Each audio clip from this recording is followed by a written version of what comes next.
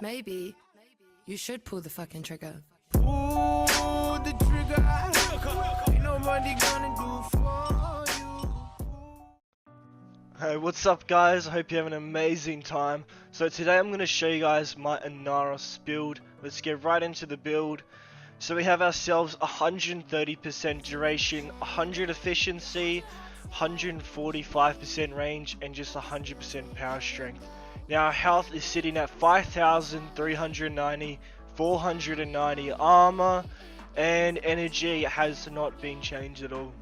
So if you guys are wondering why my health isn't a lot higher or why the strength isn't higher, then it's pretty self-explanatory. So with Inaros, let me just get this straight. So what you really want to do, the best way to use them is going to be a one build, and a lot of you guys already know that, but just for the people that don't know it, just spamming one and doing instant finisher attacks, you know, finisher procs on every single enemy that gets affected is extremely overpowered, and that's why a lot of pros like to use Inaros.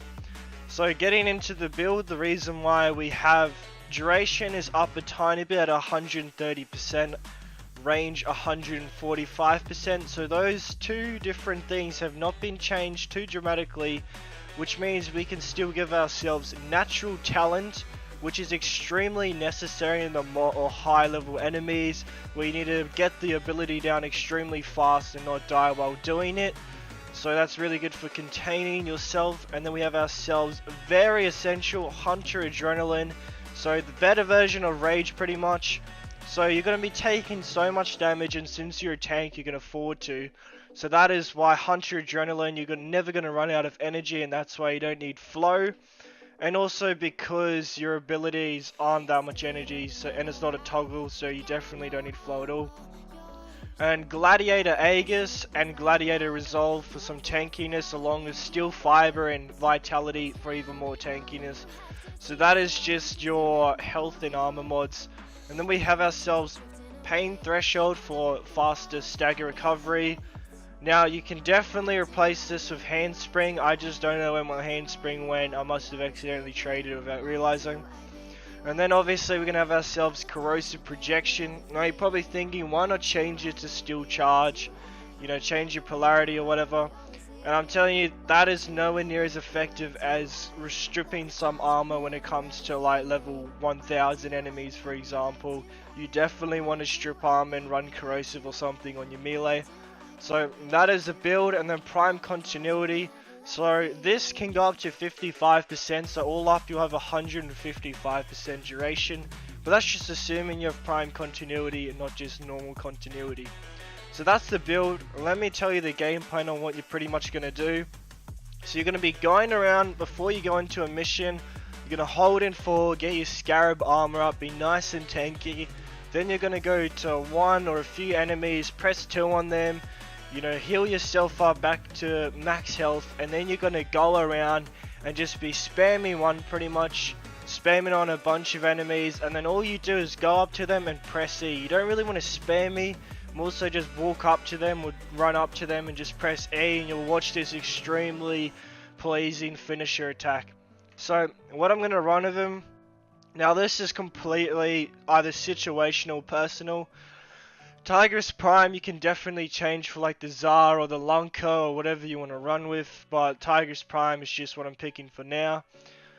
Secondary, we don't even care, no one uses their secondary, so we're going to move right into the melee. So now, you can definitely use the Jet Katag instead of the Fraggle Prime. I just haven't built it yet, but there's a nice mod that goes along with it in finisher attacks. But if you don't have that and you just want an easy melee to get, so here is the Fraggle Prime. Reason why I chose this, base crit chance is 35%, and the critical multiplier is sitting at 4.8 times, which is pretty damn high. Now the attack speed is 1.04 because I got Fury on it and Berserker. So you're going to have insane attack speed that is absolutely broken on the Fraggle Prime. Damage, we're going to be using Prime Pressure Point and Primed Heavy Trauma for base damage stats. You cannot do this build of Inaros without finishing touch. It is just super essential. And then we're going to have ourselves Body Count for combo duration. Definitely extremely essential because you're running Blood Rush. So extra crit chance stacks with combo multiplier, the most important thing on a crit build. And then Organ Shatter for the extra 90% critical damage, which changes the number right here on the critical multiplier. So you're wondering, why don't I swap something else for True Steel to get the base crit chance up? That is completely not necessary.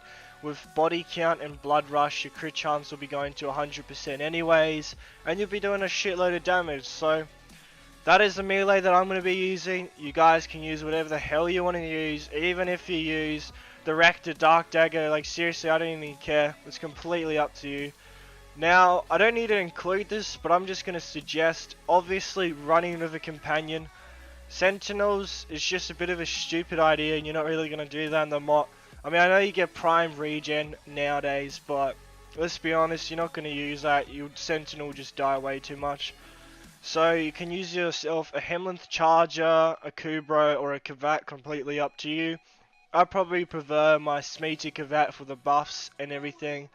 But right now I'm going to be using the Hemlinth Charger. So slash stats been pretty good. I can still upgrade Mule.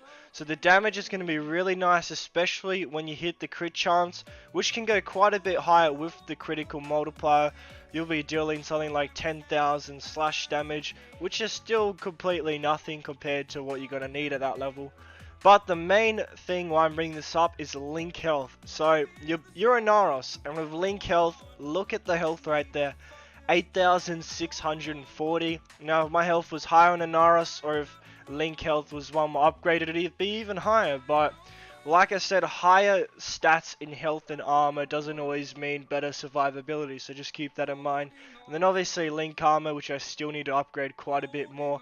Hunter recovery for the lifesteal, and as you can see, I can form a lot more to fit more mods on, but I would just say add something like Medi Pet Kit, and then you can add yourself, I don't know, Animal Instinct, Trample. It's really up to you, doesn't matter at all. I'm missing another one of those Hunter mods or whatever it is, I can't remember, but yeah, so that's pretty much the build for Inaros. Get yourself a fairly tanky build, but at the same time extremely balanced and extremely workable and efficient build for him. So this is a finisher build for Inaros, and you can do something like get yourself the Talos Boltis and get prime reach, and every single time you do a spin attack, guaranteed slash procs. And then if you have life strike, that's obviously going to give you health back from every single hit you do. And the thing is, with the Talos Boltis, every single time you spin around, like I said, guaranteed slash procs. But the thing you don't realize is that channeling is 100% free if they are hit by those slash procs and not the Talos Boltis itself. Meaning, in other words, you could just go around doing slide attacks, you know, killing enemies of a shit ton of damage, and at the same time you're healing for 100% free. No energy is wasted, and you're staying alive. It is absolutely broken. You know, maybe sometime I'll go to the simulacrum and show you guys the build, test it out. But for now, I just wanted to show you the build. There it is. I hope you guys enjoyed the build, enjoyed the video, and I appreciate all the support and everything. And I hope you guys have a sick ass time and enjoy playing Warframe.